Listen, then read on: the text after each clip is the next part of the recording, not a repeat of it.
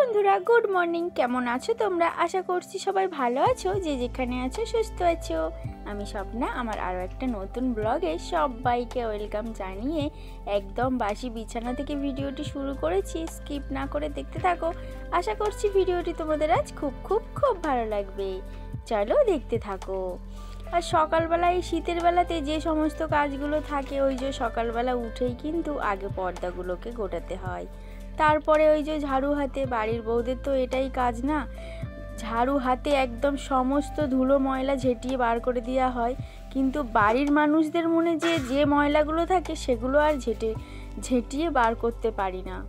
কি করা যায়, এই টিপসগুলো কিন্তু তোমরা একটু দিতে পারো আমাকে, তাহলে না আমার বেশ উপকার হয়। তবে আজকের দিনটা বলতে ভুলে গেছি আমি তোমাদের কাছে। আজকের দিনটা হলো সোমবার, আর সময়টা ওই যে সকাল 6টা থেকে শুরু করেছি ভিডিওটি। দেখতে থাকো, ভিডিওটি আজকে তোমাদের খুব খুব ভালো লাগবে। তো ওই যে সকালবেলা ঝাড়ু হাতে নেমে পড়েছি আর কি ময়দানে। কী হয় বলো তো বন্ধুরা, সকালবেলা এখন এমনই শীতের ছোটোবেলা না, যত ভাবি না কেন তাড়াতাড়ি উঠবো আর তাড়াতাড়ি হয়ে ওঠে না। আর ওই যে অনেকটা রাতও হয়ে যায় শুতে শুতে, তার জন্য রাত মানে সকালটা খুব তাড়াতাড়ি হয় না, আবার কিন্তু বিছানাও ছাড়তেই যায় না। মানে শীতের বেলাতে এমনই হয়, জানো তো? তোমাদের কি এমন হয়? তাহলে কিন্তু আমাকে জানিও।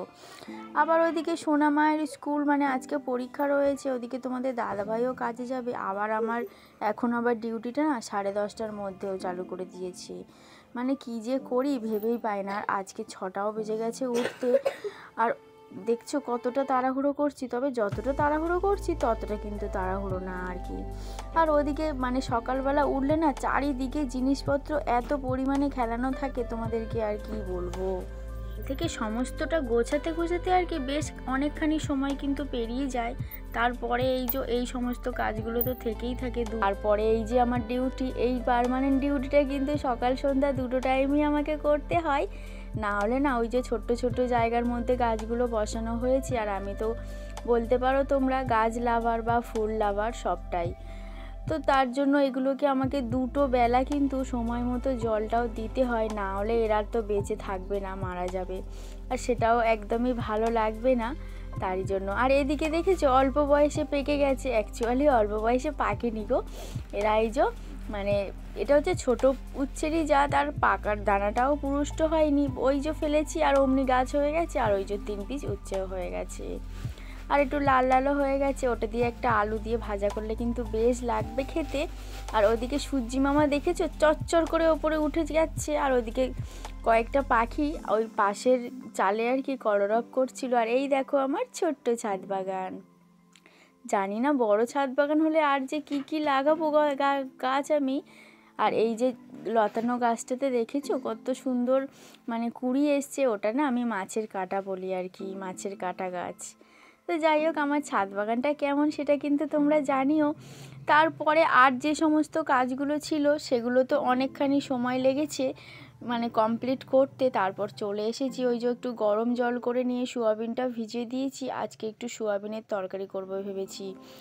তারই মাঝে দেখলাম সোনামাটা একটু খুসখুস করছে, আবার ওই যে ফ্ল্যাক্সে ফোটানো জল ছিল 1 গ্লাস ধরিয়ে দিয়েছি হাতে। আর এখানে আমি কিন্তু এরই মাঝে একটু চাও খেয়েছি।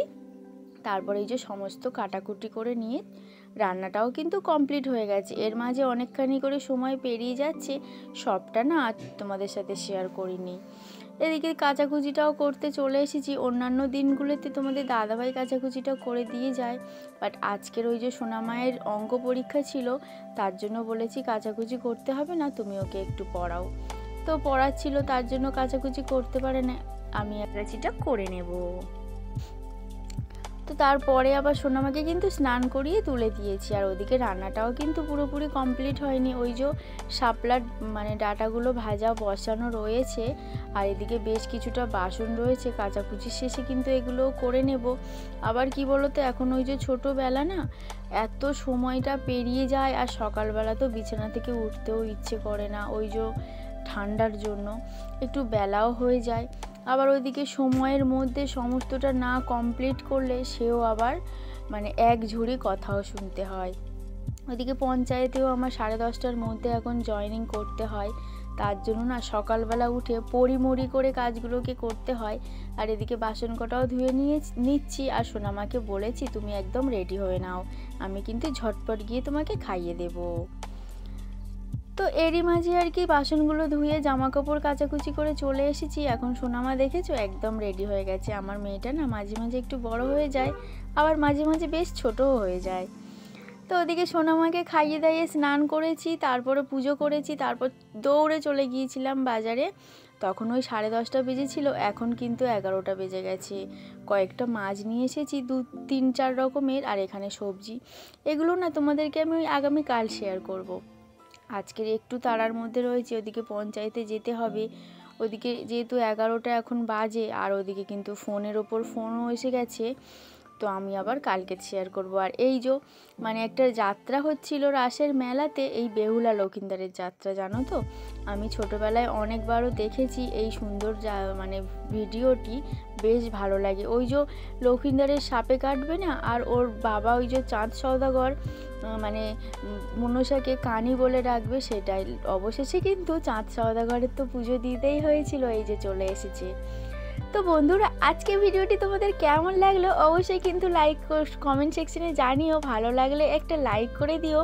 এরকম সুন্দর সুন্দর ভিডিও পাওয়ার জন্য চ্যানেলটিকে সাবস্ক্রাইব করে রেখো। তোমাদের একটা লাইক আর একটা কমেন্টে কিন্তু আমার ভিডিও করার ইচ্ছাটা অনেকটা বেড়ে যায়, আর সাবস্ক্রাইব করলে তো আরও বেড়ে যায়, মনটা ভরেও যায়। তো যাই হোক, মা মনসা যেমন মানে চাঁদ সওদাগরের কাছে পুজোটা পেয়েছে, আর আমিও যেন তোমাদের ভালোবাসা অর্জন করে একদিন এগিয়ে যেতে পারি। আমার পাশে থেকেও চ্যানেলটিকে সাবস্ক্রাইব করে নতুন বন্ধু হলে, আর এরকম সুন্দর সুন্দর ভিডিও কিন্তু তোমাদের সাথে আমি শেয়ার করতেই থাকবো। আরও সুন্দর সুন্দর ক্লিপ রয়েছে। চলো সবাই ভালো থেকো, সুস্থ থেকো, টাটা।